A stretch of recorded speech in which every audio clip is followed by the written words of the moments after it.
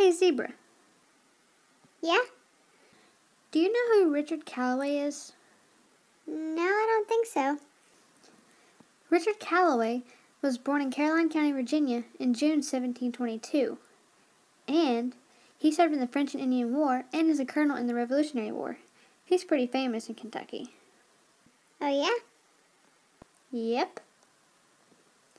Let's go find out more.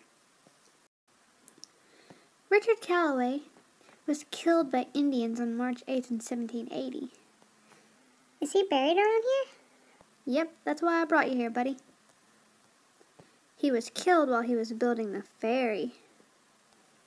Is that near here too? Well, the ferry road is. It remains nearby.